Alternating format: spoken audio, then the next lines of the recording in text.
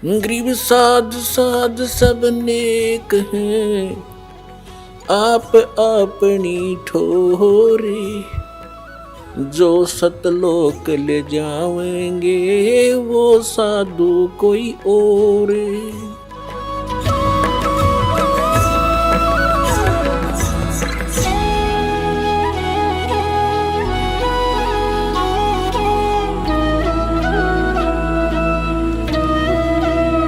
और उनको दंडवत प्रणाम करने से पूरी गीता जी में केवल उस संत को ही दंडवत प्रणाम का प्रावधान बताया है। नहीं तो 18वें अध्याय के 65वें श्लोक में अपने विषय में कहता है गीता ज्ञानदाता के माम नमस्कारु, मुझे नमस्कार कर, मुझ में मन वाला हो, मेरा भक्त बन, तू निश्चय ही मुझे ही प्राप्त होगा। अपने विषय में भी नमस्कार तक का प्रावधान बताया है इसने। और उस तत्वदर्शी संत को कहा कि उसको दंडवत प्रणाम करने से, कपट छोड़कर सरलता पूर्वक, नम्रता पूर्वक, निष्कपट भाव से प्रसन्न करने से वह तत्वदर्शी संत तुझे उस तत्व ज्ञान का उपदेश करेंगे। अब फिर क्या बताता, 7वें अध्याय के 29वें श्लोक में कहता है कि अर्जुन, जो मेरे आश्रित होकर, यानी मेरे इस ज्ञान को आश्रय बनाकर तत्वदर्शी संतों की खोज कर लेते हैं, तो उनको वो केवल जरा और मरण से छूटने का ही प्रयत्न करते हैं। जरा मीन वृद्धावस्था, जरा मीन वृद्धावस्था और मरण मीन मृत्यु, डेथ। कहते वो केवल इस जरा बुढ़ापे के कहते और मृत्यु के दुख से बचने के लिए ही प्रयत्न करते हैं, क्योंकि वो तत्ब्रह्म विदु कृत्स्नम कर्म चाखिलम, तत्ब्रह्म विदु और कृत्स्नम अध्यात्म च अखिलम कर्म, वो सभी कर्मों से और संपूर्ण अध्यात्म मार्ग से और तत्ब्रह्म से वो पूर्ण रूप से परिचित होते हैं। और वही केवल जरा और मरण से छूटने का प्रयत्न करते। इसका सीधा सा अर्थ है कि जो साधक संसार की अन्य किसी वस्तु की इच्छा मन में नहीं लेकर के केवल अपने कल्याणार्थ यानी जरा और मरण से छूटने का जो प्रयत्न कर रहे हैं, तत्ब्रह्म विदु उस परमात्मा को जानते हैं, जान चुके हैं तत्ब्रह्म को, और सारे अध्यात्म से परिचित हैं, ज्ञान से और सब कर्मों से वो परिचित हैं। इसलिए वो विष फांकते नहीं। उनको जहर दिखाई देता है, किसी से रिश्वत लेना, ये करना, वो करना। जैसे किर का जहर का रंग होरी हो, कहो कौन तिस खावे राम रंग होरी हो। अगर तो होरी माने खुशी, जैसे होली बनाते हैं अपने हिंदू धर्म में, तो होली का मतलब बड़ी खुशी के साथ नाचते हैं, गाते हैं। कहते हैं यह तो है नकली होली, असल खुशी तो उनको होगी जो परम पिता परमात्मा कबीर जी की शरण में आकर विधिवत भक्ति करेंगे, सारे सुख रहेंगे, कदे हानि ना होए। कहते समर्थ का शरणाग हो रंग होरी हो, कदे न हो ए काज राम रंग होरी हो। अब क्या बताते हैं कि जैसे किर का जहर का रंग होरी हो, कहो कौन तिस खावे राम रंग होरी हो। जिसने परमात्मा की शरण में रहना है और राम रंग की होली खेलनी है, यानी सदा सुखी रहना यहाँ भी और सतलोक जाकर, तो वो जैसे किर का जहर का कहीं पर विष का कण गिरा हो छोटा सा भी, और आपको पता है कि ये विष है, उस अधिक तो दूर की बात है, विष को खाना उस कण को भी नहीं खाएगा, उठाएगा वहां से और ऐसी जगह पृथ्वी में दबा कर आएगा किसी के और का हाथ ना लग जा, और हाथ धोएगा मिट्टी से, कदे इसका अंश मेरा ना छू जा किता है। तो कहते हैं जब आप पूरे अध्यात्म मार्ग से और सभी कर्मों से परिचित हो जाओगे, फिर आपको रिश्वत लेना, चोरी जारी ठगी डाके डालना और दहेज लेना और देना दोनों जहर दिखाई देगा। फिर कहते हैं जैसे किर का जहर का, अभी आपको उदाहरण दिया, उसने कैसा जुल्म किया, अपना भाई मार दिया, किस लालच में, यह सारी जमीन मेरा रह जाएगी, वह जमीन रही नहीं, संतान कुल नाश हो गया और पाप धरे रह गए न्यो के न्यो। तो ये सच कर मान लिए, कोई वैसे सिंपल एग्जाम्पल मात्र नहीं है, ये गॉड गिवन ज्ञान है। उसकी कबीर परमात्मा का बताया हुआ, आंखों देखा उन महापुरुषों का बताया। ये कोई डूम बाट के गीत ना समझना। बहुत युगों से आप दुख पा रहे हो और इसी काल के झंझट में उलझ पुलझ कर यही मर जाते हो। तो क्या बताते हैं, जैसे कर का जहर का एक भी किसी का पाई भी लेना, बिल्कुल आपको विष दिखाई देगा। फिर कौन खाओगा उस विष को, कि तुमने उस दरगाह का मैल नहीं देखा और धर्मराज के तिल तिल का देखा। हर पाई पाई का हिसाब होगा वहां पर। तो इसमें तो बहुत बड़ा बखेड़ा बन जाएगा आपके लिए। तो बुद्धिमान व्यक्ति फिर उसका निकट नहीं जा सकता। अबोध बालक जहर चाहे सारा खा जा, लेकिन ज्ञान होने के बाद व्यक्ति विष का निकट नहीं जाता। तो जब तक आप अबोध थे, खाते रहे विष, मरते रहे, गधे कुत्ते बनते रहे, ये विष है। ऐसे संकट भोगने पड़ते हैं अपने को। और जब बुद्धिमान हो गए वो तो इसका निकट भी ना आते। जैसे भक्ति के मार्ग में बहुत ही सीमित सामान लेकर चलना चाहिए। ये परमात्मा स्वयं आकर के भक्ति दृढ़ करते हैं कबीर परमेश्वर जी। एक समय ये कहीं प्रकट हो गए थे, वहां रह रहे थे एक संत रूप में। उनके शिष्य हुए एक रंका, एक बंका, एक उनकी लड़की थी, उसका नाम था वंका। और उसी समय उन्हीं के पैरल हुए श्री नामदेव जी, जो छिपा जाति में उनका जन्म था, बड़े महापुरुष हुए।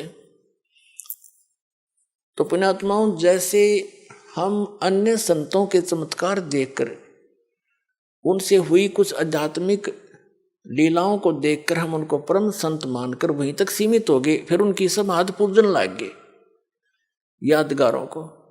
अब वो संत बचपन से ऐसे लीला होती थी उनसे, और उनके इतिहास में लिखा है कि छोटे ही बचपन में से ही उनके ऐसे ऐसे भगवान की तरफ से बहुत से उनके बेनिफिट मिले। तो वो पिछले जन्म के पुण्यकर्मी प्राणी थे, पार हुए नहीं वो, फिर दोबारा आगे जन्म लेकर। तो उनकी बचपन से ही वो भक्ति की जो चमत्कार थी, वो चिंगारियां फट रही थी। कुछ दिन में डिस्चार्ज हो जाती, खत्म हो जाती वो, कुछ दिनों के बाद फिर वो चले जाते ऐसे ही अपना कर्म बिगाड़ कर।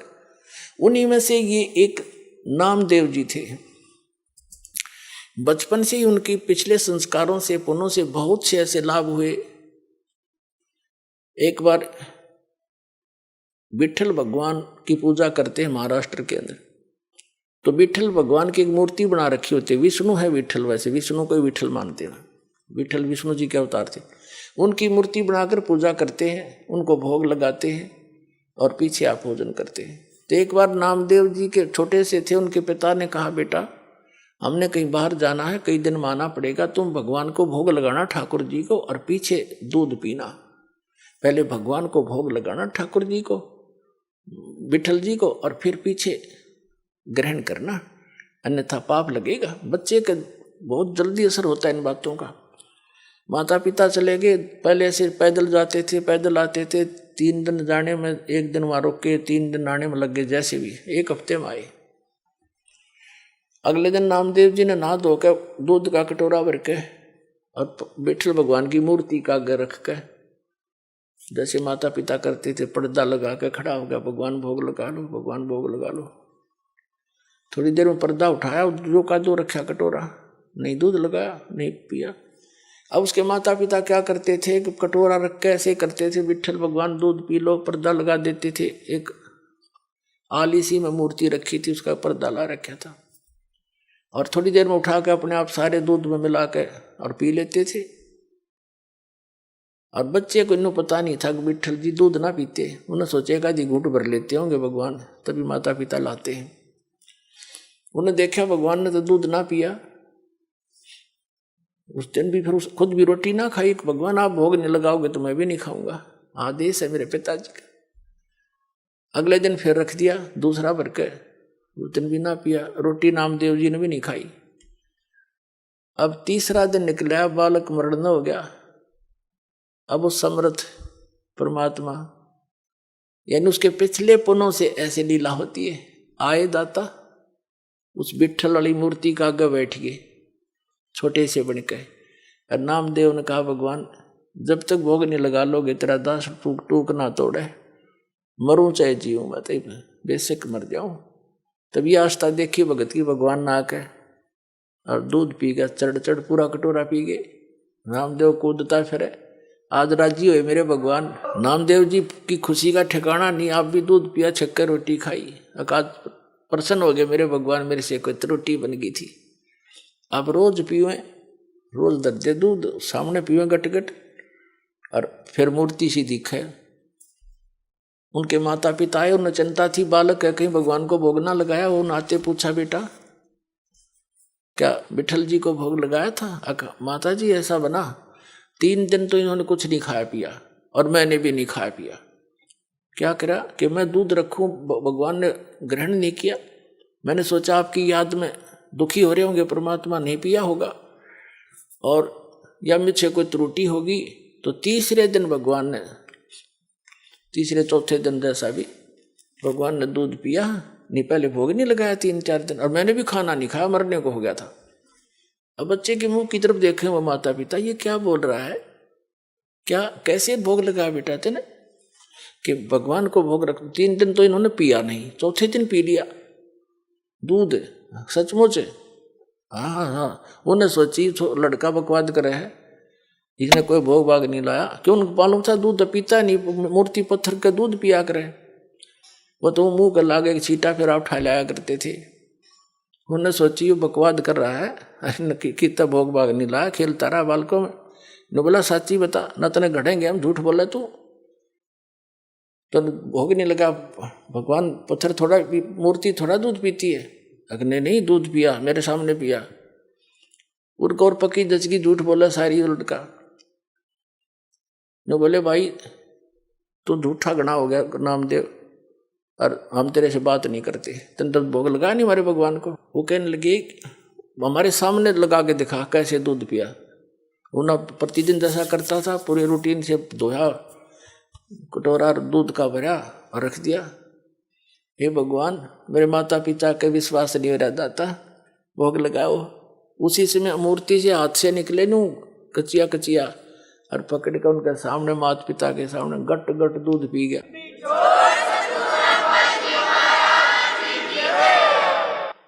तब उसके माता पिता ने सारे गांव में बता दी, नगर में, कि विठल जी ने दूध पिया मेरे बेटे से, दूध पिया मेरे बेटे से। ये और गांव का जच्चा ना वो लागे कहने बकवाद करता है, पाखंड करता है, तो है झूठा कपटी, क्यों पाखंड फैला रहा है। मूर्ति कभी दूध पीती है। पंचायत होगी, चौपाड़ में बुला लिया नामदेव भी, उसका लड़का भी। पंचों ने फैसला किया कि हमारे सामने दूध पिलाओ भाई, जब मानेंगे ना तुम्हें देश से निकाल, गांव से निकालेंगे तुमको। तुम पाखंड फैलाते हो, अपने घर पर लोगों का चढ़ाने के लिए भ्रमित कर रहे हो, वहां बुलाने लग जाओगे कुछ दिनों में। अब समस्या आ गई, नामदेव भी बुला लिया। बैठ के नामदेव का पिता बैठ गया साथ में, नामदेव बैठा और कहा भाई क्यों बच्चा भोग लगा भगवान ने, विठल जी ने दूध पिया था? कहाँ जी पिया। अब ये रखी है मूर्ति अलग से सुथरी स्थान पर बनाकर सटेज सी रख रखी थी कि यहाँ पे ला के दिखा दे, ये दूध रखा। वो अपना जैसे भी नहा धो के आया था, हाथ धोकर रखा कि हे विठल महाराज दूध भोग लगाओ मेरे दाता, मेरे माता पिता संकट के अंदर हैं, दया करो मेरे मालिक। उसी समय पंचों के सामने हाथ निकले मूर्ति से और गट गट दूध पी लिया। सारे देखे खड़े खड़े।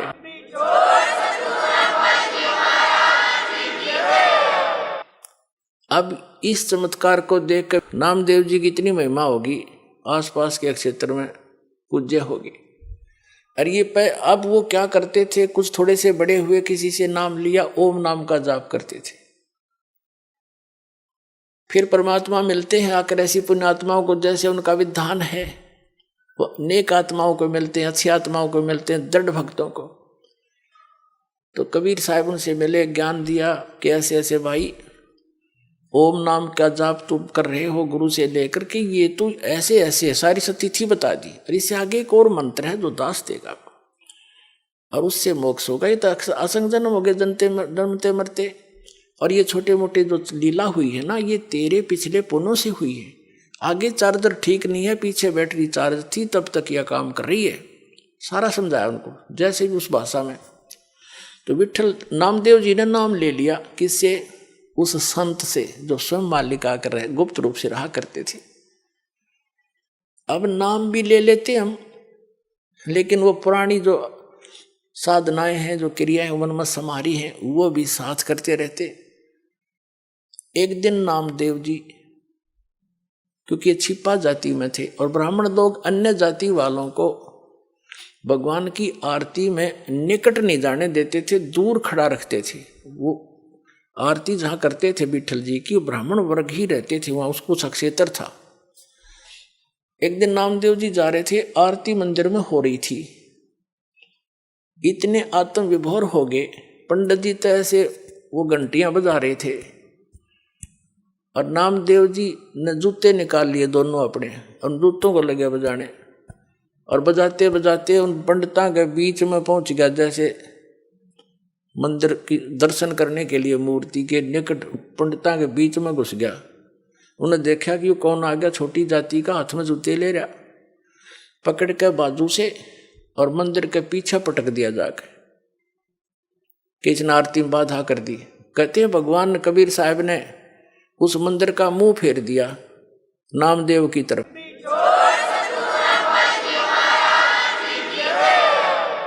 और पंडित जी पीछे घंटी पीटे खड़े खड़े पछला काने।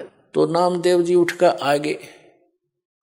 अगले दिन वो उनसे मिला, अपने गुरु बहनों से, भाई से, रंका, बंका और वंका।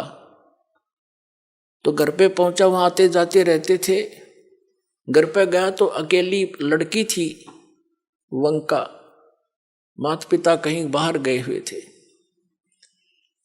वो लड़की कुछ पट्टी तैयार करे थी, जैसे किसी का चोट लाग जाए उसका, जैसा भी देसी इलाज, कोई कूट छेद के जड़ी बूटी।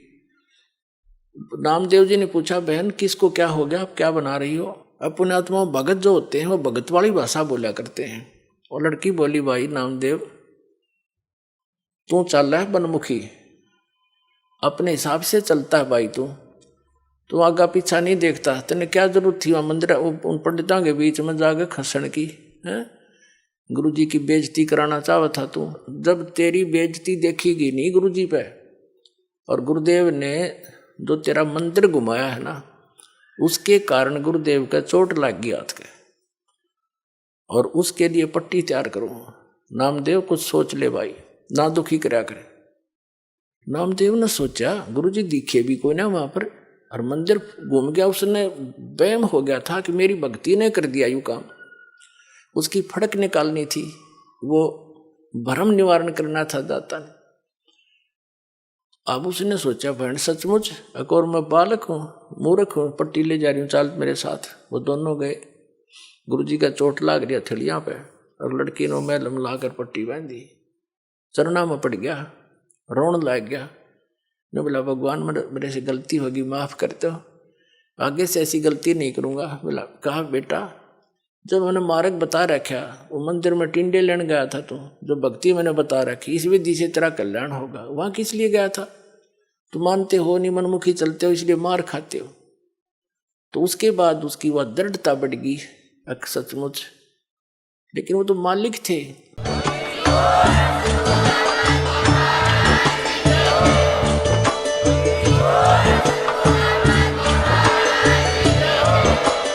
आप सुन रहे थे जगत गुरु तत्वदर्शी संत रामपाल जी महाराज जी के मंगल प्रवचन। अधिक जानकारी के लिए विजिट कीजिए हमारी वेबसाइट www.jagatgururampalji.org। संत रामपाल जी महाराज जी के शुभ आशीर्वाद से पूरे विश्व भर में 500 से भी ज्यादा नाम दीक्षा केंद्र हैं, जिन पर संत रामपाल जी महाराज जी द्वारा ऑनलाइन निशुल्क नाम दीक्षा दी जा रही है। अपने नजदीकी नाम दीक्षा केंद्र का पता करने के लिए संपर्क करें 8222880541।